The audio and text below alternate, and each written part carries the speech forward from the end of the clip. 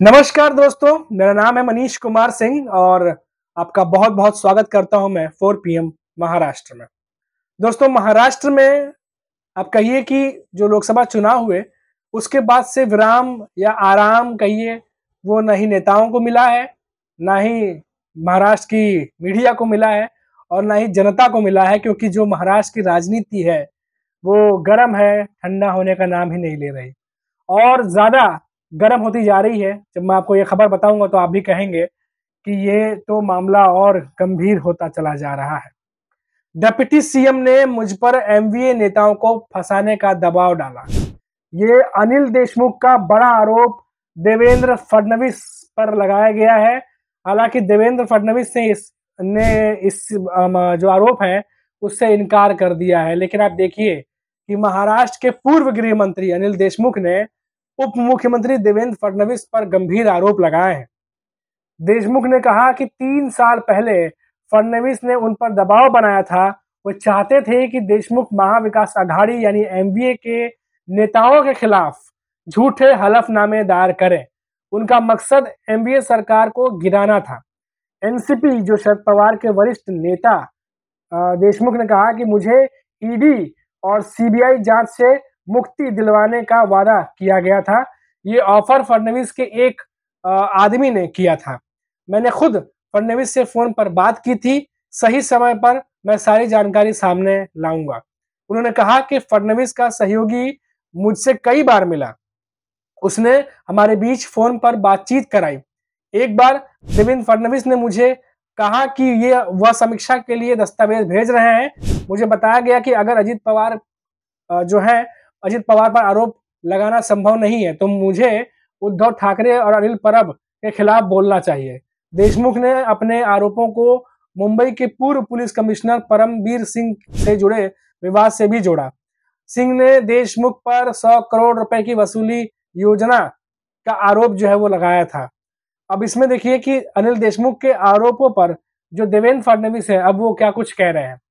अब अनिल देशमुख ने आरोप लगाया कि सिंह ने उनके खिलाफ जो आरोप लगाए थे वो फडणवीस की साजिश थे।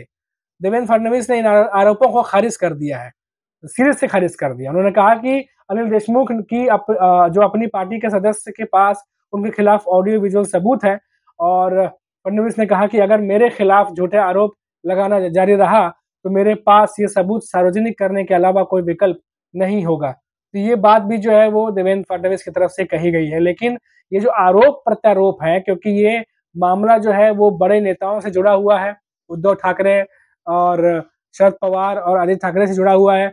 अब ये मामला जो है वो बढ़ता चला जा रहा है महाराष्ट्र की राजनीति में और इसके ऊपर राजनीति जाहिर सी बात है कि गरमानी ही थी, क्योंकि मामला इतना बड़ा है और अनिल देशमुख जिस तरीके से आरोप लगा रहे हैं उसको हालांकि सीरियस से जो है वो खारिज कर दिया गया है।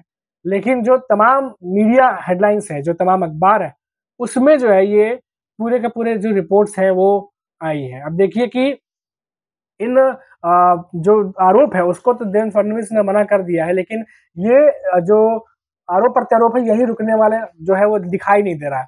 अब देखिए कि जो खबर है उसको मैं एक बार फिर से आपको दोहराता हूँ, एक बार फिर से आप देखिएगा कि उसमें क्या क्या ध्यान देने वाली बात है कि जो अजित पवार ने कहा कि मेरे पास हलफनामा लेकर जो आया था वो फडणवीस का आदमी था।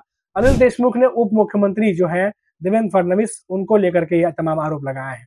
अब देखिए कि मुंबई के पूर्व गृह मंत्री एनसीपी शरद पवार के नेता अनिल देशमुख ने राज्य के उप मुख्यमंत्री देवेंद्र फडणवीस पर बड़ा आरोप लगाया। उन्होंने कह दिया कि फडणवीस के एक मध्यस्थता करने वाले आदमी होते हैं, उन्होंने मुकदमेबाजी में फंसने से बचाने के लिए एक ऑफर लेकर के वो आया था। देशमुख के मुताबिक इस ऑफर में पूर्व महाविकास आघाड़ी सरकार के महत्वपूर्ण हस्तियों के खिलाफ हलफनामा देने को कहा गया था। और मैं आपको बताऊं कि अगर समाचार एजेंसी जो है पीटीआई, अगर उनकी रिपोर्ट के मुताबिक मैं बात करूं तो अनिल देशमुख ने कहा कि फडणवीस ने कथित तौर पर उनके पास एक व्यक्ति भेजा था जो तत्कालीन मुख्यमंत्री उद्धव ठाकरे, उनके बेटे आदित्य ठाकरे और तत्कालीन वित्त मंत्री अजित पवार और तत्कालीन परिवहन मंत्री अनिल परब को फंसाने वाला एक हलफनामा लेकर के आया था। उन्होंने आगे कहा कि व्यक्ति ने उनसे कहा कि अगर मुकदमेबाजी में फंसने से बचना है तो उन्हें इस हलफनामे पर हस्ताक्षर कर देना चाहिए। वहीं देशमुख के इन आरोपों पर उप मुख्यमंत्री देवेंद्र फडणवीस ने प्रतिक्रिया भी दे दी है। उन्होंने इन सभी आरोपों को सिरे से खारिज किया। उन्होंने कहा कि अनिल देशमुख को पता होना चाहिए कि उनकी अपनी पार्टी के नेताओं ने मुझे कई सबूत दिए हैं। और फडणवीस ने कहा कि अगर मेरे खिलाफ इसी तरह झूठे आरोप लगाए जाते रहे तो मैं इन सबूतों को सार्वजनिक कर सकता हूं, मेरे पास कोई और विकल्प नहीं बचेगा। तो ये बातें जो है अब दोनों तरफ से हो रही हैं। अब देखिए कि ये जो बातें निकल करके आई हैं, ये कैसे माहौल में बात निकल के सामने आई है, क्योंकि अब विधानसभा चुनाव जो है वो सामने है और इस तरीके की जो खबरें और बातें आरोप लगते हैं, ये जनता भी पढ़ती है, जनता भी इसको पढ़ती है और उसके बारे में सोचती है और ये चुनाव से पहले जरूर इसका असर जो है वो जनता के मन पर पड़ता है। और खास करके जब वो वोट करने जाएगा तो वोटों को लेकर के भी जब वोट डालना होता है तो वो जरूर सोचता है जब इन खबरों के बारे में पढ़ता है। इसीलिए अब कोई भी नेता हो, चाहे वो महायुति का हो, चाहे वो एनडीए गठबंधन का हो, कोई भी नेता जो चुनावी मैदान में उतरने वाला है, वो नहीं चाहेगा कि उसकी इमेज को या उससे जुड़ी कोई ऐसी खबर जनता तक पहुंचे जिससे उसकी इमेज को धक्का लगे।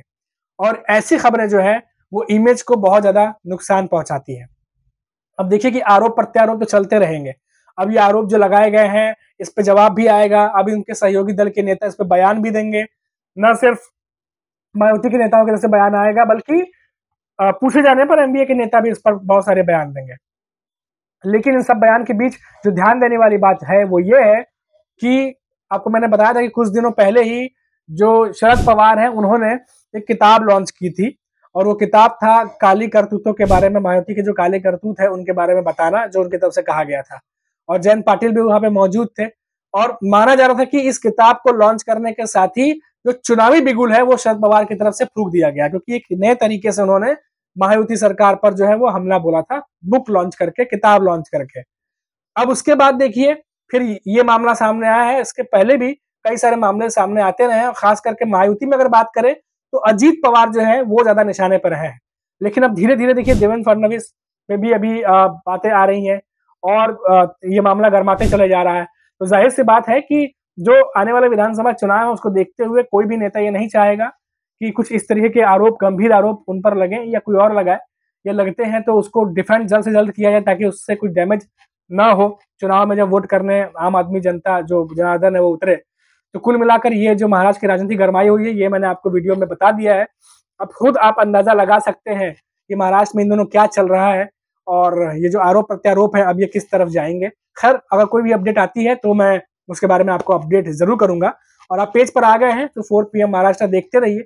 लौटूंगा तो बात करूंगा किसी और बड़ी खबर पर। तब तक के लिए मुझे इजाजत दीजिए। नमस्कार।